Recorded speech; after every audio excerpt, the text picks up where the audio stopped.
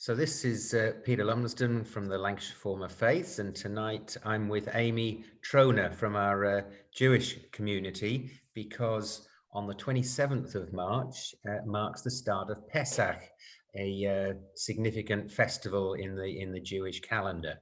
So welcome, Amy. Let me just say first what I think this Pessach is. I think it commemorates the event in Israel's history when they were captives in Egypt and they escaped and wandered in the desert for many years, and eventually, led to them landing in the country of Palestine or Israel. So have I got that roughly right? Completely correct. Yes. So it commemorates the escape from the clutches of Pharaoh and from Egypt. How, 3,000 years later or so, still commemorated and celebrated. That's quite a tradition. Yeah. So tell us a little bit about, from a Jewish point of view, the significance of it and how you actually celebrate it in this day and age. Right. Well, sure. Well, so I think like any holiday, it's about a story. And it's about the retelling of the story. So as with every faith, what do we do to remember our past and our history is we tell the story every year. And we literally do that.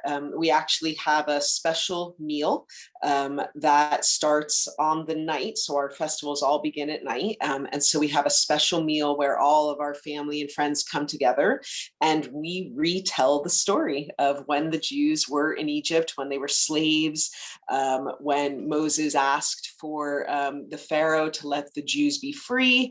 10 plagues were brought upon the Pharaoh. And finally, when, it was the 10th plague, he finally said, right, go already, and that was the killing of the firstborn. And like you said, they escaped, they ran away, and they escaped slavery, which is something we focus a lot on too, is about slavery. So we have this family meal together. In Israel, actually, when you mentioned slavery there, I think I've shared in one or two Seder meals, which I think is what you're going to tell us about. And my recollection is there's quite a strong element of sympathy and association with people who are still enslaved today. Yeah. So every Jewish family will have their own traditions, their own, it's Pesach in Hebrew, Passover in English. We'll have our own traditions. We also, of course, have our own traditions that tend to reflect our denomination. So whether we're Orthodox, Conservative, Reform, and so, they vary as well. And a very important part of Passover and part of actually the story, we have a special book called the Haggadah, and we ask questions. This holiday is actually about asking questions. And one of the questions that we ask ourselves is we talk about slavery and how slavery is today and what, how it relates to us and the world. And it's just so we're never forgetting what other people's lives are as well. I will tell you this aspect of asking questions, our Seders go on for about 5 hours. I mean, they are incredibly lengthy. And I was laughing. My dad sent an email today and he said, any contributions are welcome. Anyone trying to shorten the Seder, not allowed. So go on, tell us about the Seder then.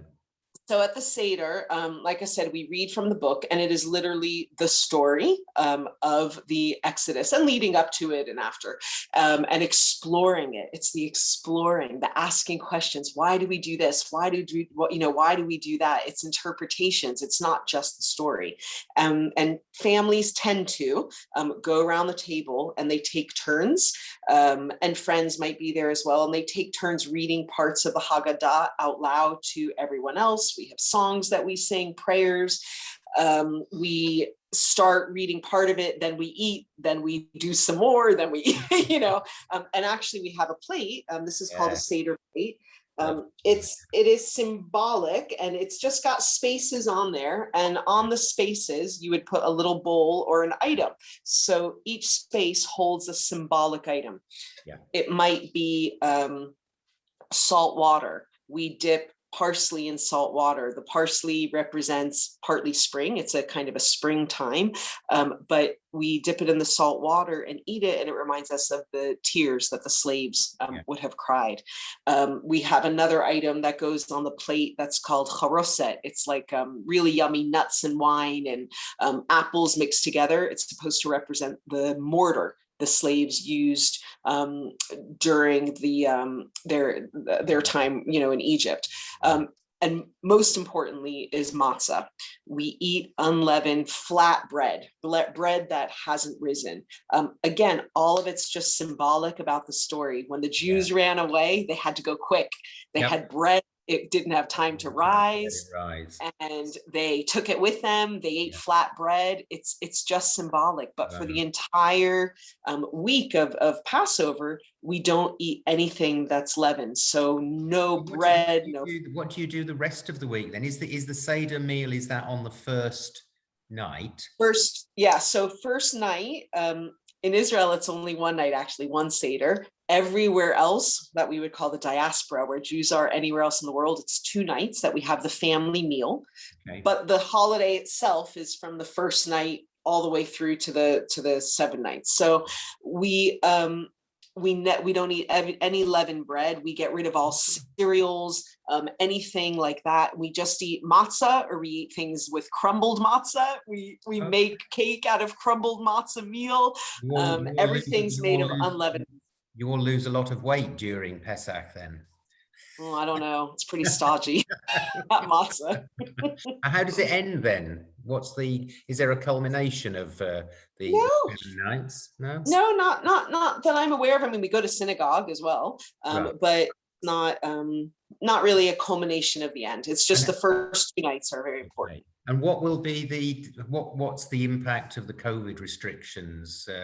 Will people still be having the Seder meal, presumably, in their families? I know that one of the Manchester synagogues, so often what will happen is you will have your more intimate family the first night, and then the second night you might have a large one, maybe at synagogue. So I know on the second night there is a Zoom Seder taking place at certain synagogues.